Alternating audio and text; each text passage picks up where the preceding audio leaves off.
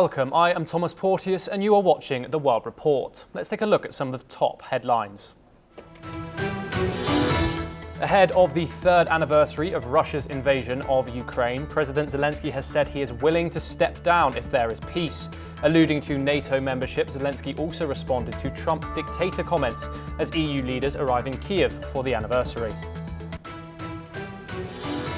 Israeli PM Benjamin Netanyahu has warned that Israel may resume the war in Gaza amid uncertainty over the ceasefire with Hamas. Israeli military action has stepped up around Gaza and in the West Bank, as Arab leaders meet in Egypt to discuss the war. Friedrich Merz's Conservatives have won the German federal election, while the far-right AfD finishes second with a record share of over 20%. Merz has ruled out working with the AfD, but forming a coalition could be complicated after the Social Democrats suffered their worst result ever. Some US administration officials have urged federal workers to ignore a message from Elon Musk's Doge. It called for staff to detail what work they have done in the last week or resign. One of the organizations urging workers to ignore the request is the FBI, run by Trump ally Kash Patel.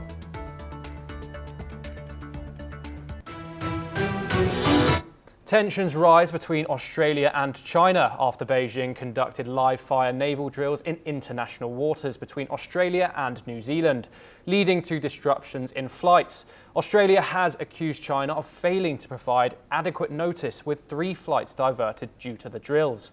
However, China's defense ministry has dismissed these allegations, stating that proper safety notices were issued and asserting that Australia's complaints are inconsistent with the facts.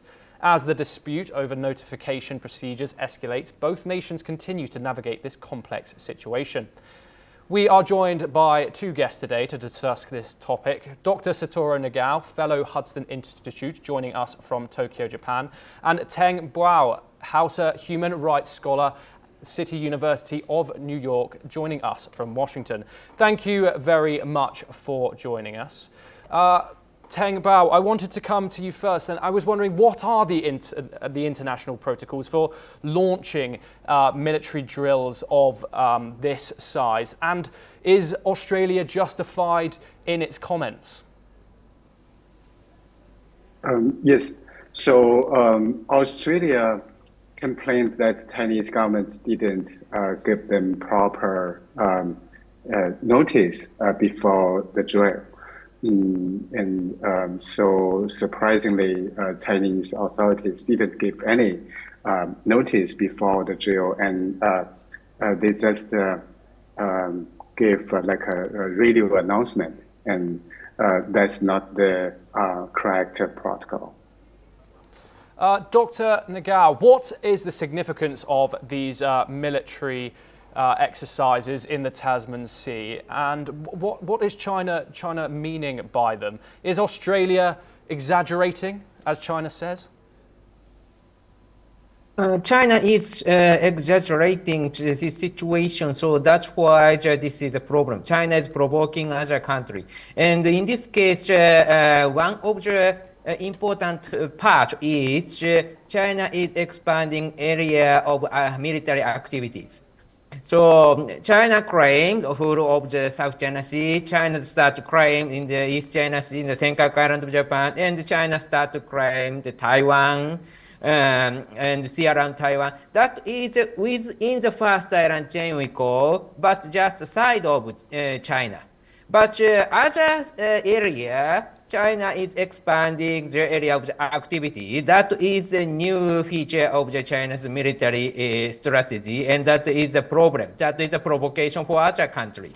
So that's why the other country around China need to deal with, and such kind of reaction is China is exploiting such kind of the reaction to legitimize the activity in this area. But China's claim is strange because China start first and other countries try to react it.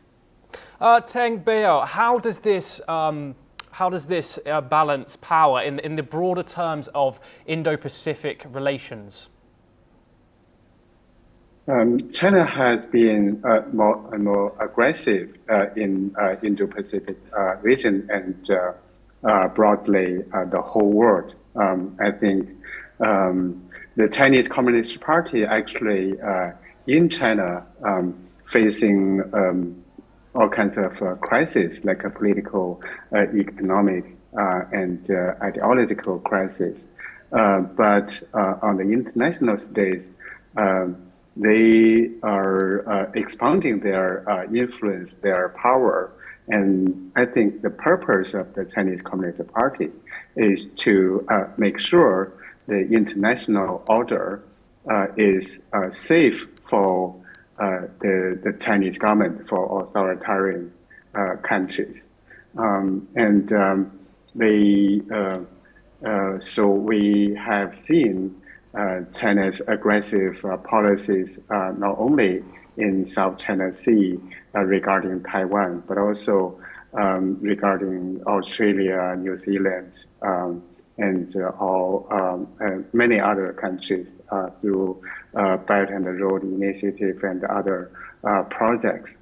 I think we have to worry about that China has been the most urgent and powerful threat to the rule-based international order, actually the international freedom and democracy.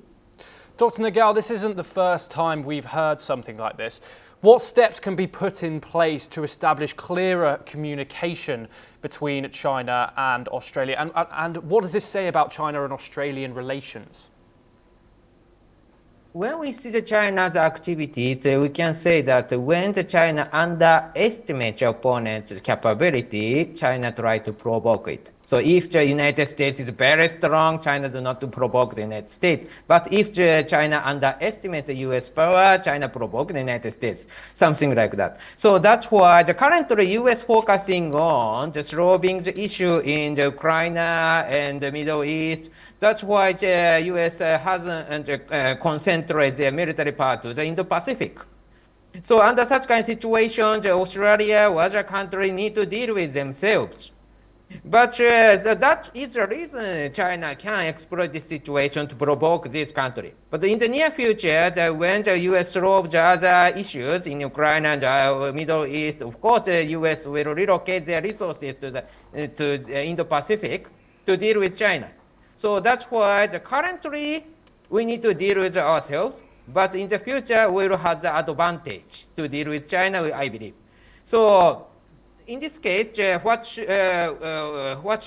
we should do is promoting cooperation and try to limit China's activity ourselves. That is the current, we must do it. Teng Biao, yesterday an Australian minister said China can flex their muscles somewhere else. What do you take from this statement, and how long do you think until this progresses into something? How long until China does something? How far is China going to push this, do you think? China is flexing its muscle everywhere, not only in Pacific, but everywhere. And the relationship between China and Australia has been deteriorating, especially when Australian government planned to explore the origin of COVID-19 a few years ago.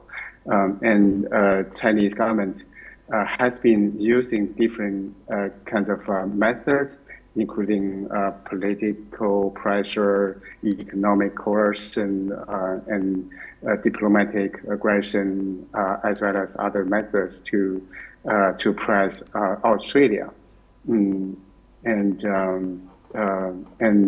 China now wants more power and influence in the whole world.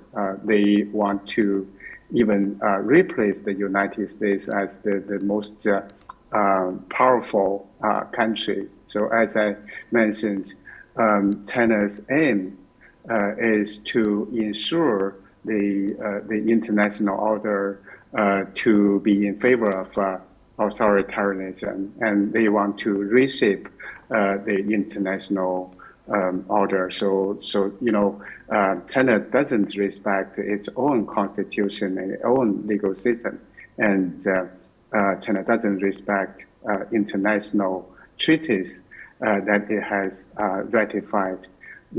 So in the foreseeable future, we will see that China will become more and more expansive and aggressive, and that will bring profound impact to the whole world.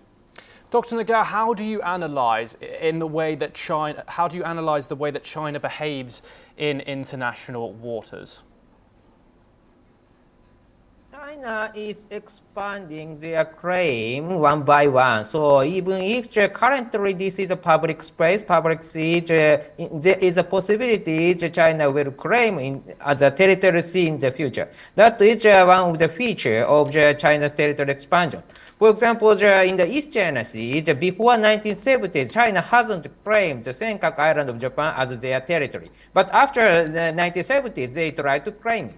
So that's why this is a typical feature of the China's claim. So in the Arctic or the Tasman Sea, any place China will claim in the future. If China need to do or China need to provoke any places, China will claim. So that's why how to deter China rely on our military capability. If China do not underestimate us, in this case, China will not provoke us. So that is a pattern. So that's why we must improve our military capability. But China is rich. How to do that is a question. That's why cooperation. If Japan, Australia, India, the United States, this is a Quad, cooperate each other, China need to divide their military budget multi-direction, multi-fronts. So that's why this is effective way to maintain military balance to deter China's provocation. So we should not underestimate China's military power or China's economic strength, but at the same time, that is why we should cooperate each other and promote our military capability. That is your answer to deal with China. Thank you. Teng Baiyao, how do you think both sides have gone about cooperating with each other in this matter? For example, recently we can talk about. Is it? Apologies, I was referring to Teng Baiyao in this okay. Question. Sorry. You mean like a cooperation between China and Australia? Yes.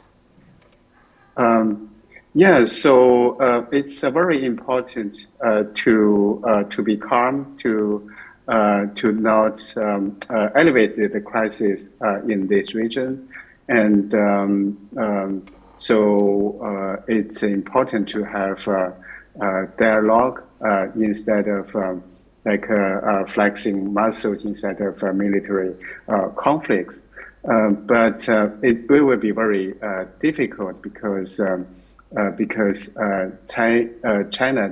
Chinese government decides to be more aggressive to solve its own problem, and China now has become the second largest economy, and its military and political power is increasing.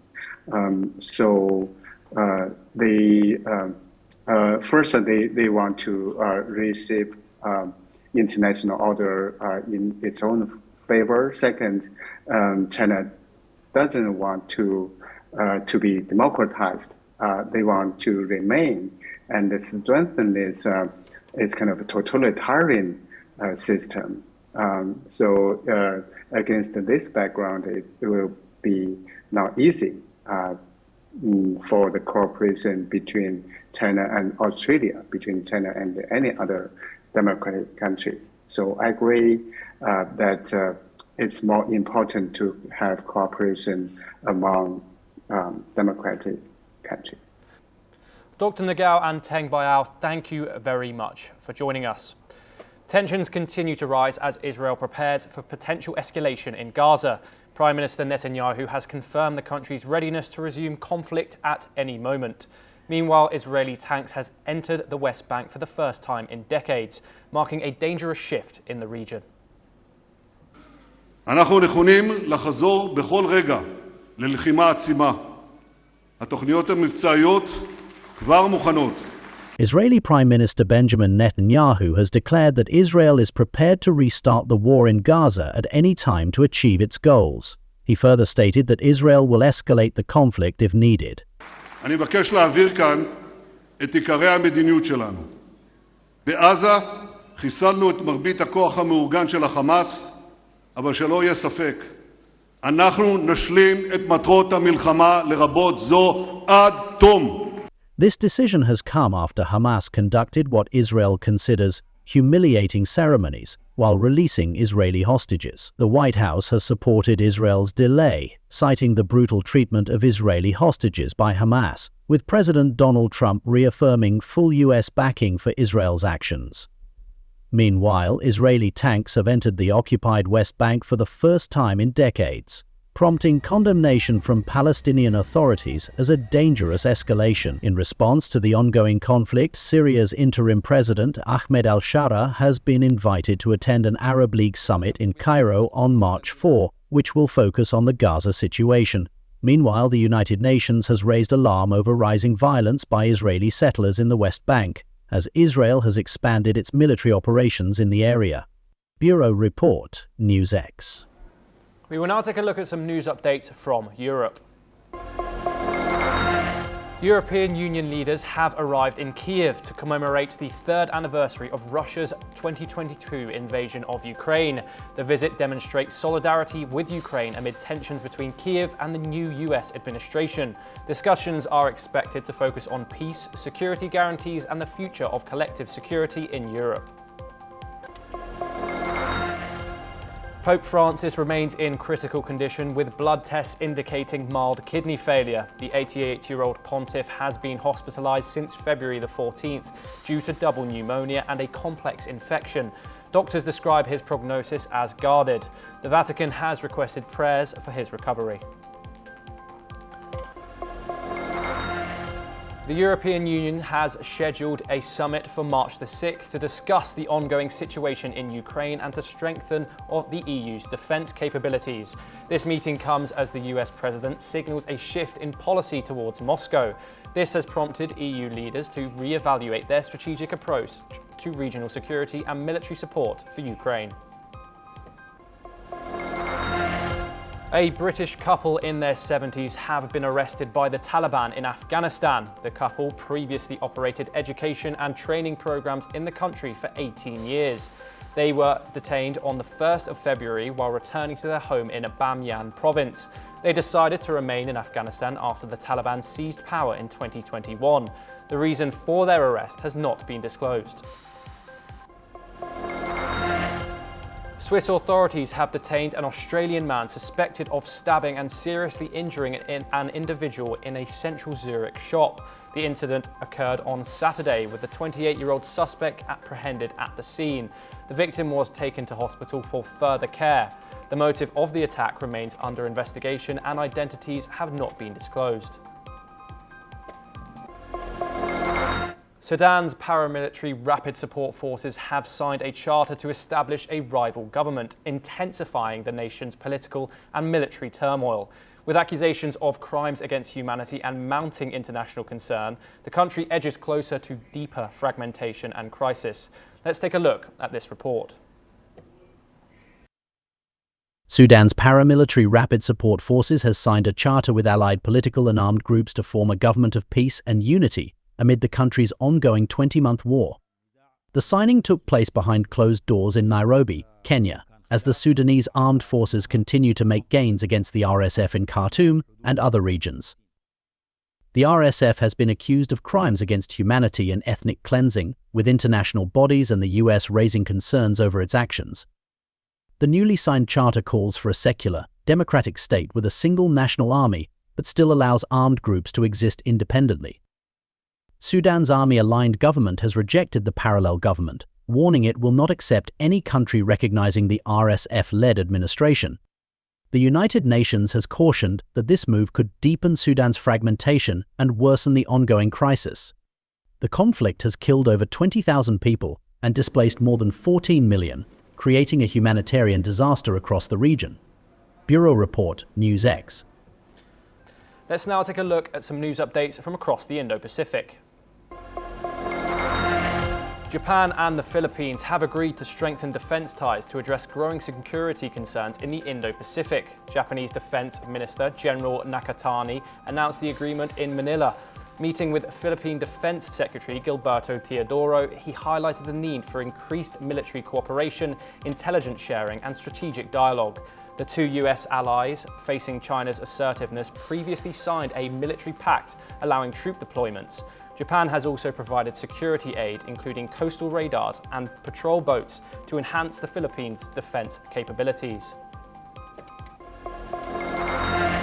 The Thai Progressive Party is holding off on expelling Bangkok MP Man Pianjit, who has been charged with raping a Taiwanese tourist in Chiang Mai, until the court's decision. The alleged incident took place on January the 19th at a hotel after he returned from a nightclub. The party acknowledged public concern, pledged to handle the case fairly, and apologised, vowing to prevent incidents in the future. Bangladeshi students who led last year's protests against Prime Minister Sheikh Hasina are set to launch a political party this week. The Students Against Discrimination group, which sparked the nationwide protests, will announce the party on Wednesday. Nahid Islam, a key student leader, will head the new party. The protests, which led to Hasina's departure, resulted in over 1,000 deaths and human rights violations, according to the UN. A new report by the London-based Environmental Justice Foundation reveals North Koreans have been forced to work for up to a decade on Chinese-flagged fishing vessels, enduring abuse and harsh conditions. They were involved in illegal fishing practices such as shark finning. Despite UN sanctions, China and Russia are accused of bypassing restrictions. Beijing denied the claims, stating its activities comply with local and international laws.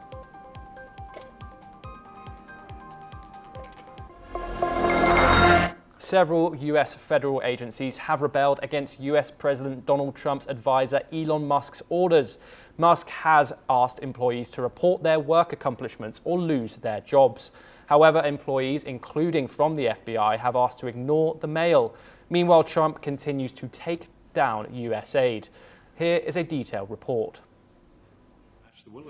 Rebelling the campaign by US President Trump's advisor Elon Musk, several Trump-appointed agency leaders urged federal workers not to comply with Musk's order to summarize their accomplishments for the past week or be removed from their positions. Trump administration appointed officials at varied agencies including the FBI and the Departments of Defense, State, Energy, Health and Human Services and Homeland Security told their staff not to respond outside their chains of command. Trump-appointed FBI Director Kash Patel, in an email sent to staff, said, "The FBI, through the Office of the Director, is in charge of all our review processes." Musk's email had even reached the inboxes of sitting federal judges. The Administrative Office for the Federal Courts advised judges and staff that this email did not originate from the judiciary or the Administrative Office, and we suggest that no action be taken. Meanwhile, the Trump administration has placed most USAID employees back on administrative leave from midnight on Sunday and laid off hundreds more. The notice to USAID employees from the Office of the Administrator said that designated personnel responsible for critical functions or in leadership would be exempt from administrative leave. In addition to some 4,200 staff who are being placed on leave, at least 1,600 employees are being fired. It's not clear how many employees will be kept on, but USAID had previously deemed 611 personnel to be essential. Bureau Report, NewsX. Is all we have time for. We will continue to bring you more news updates from across the world.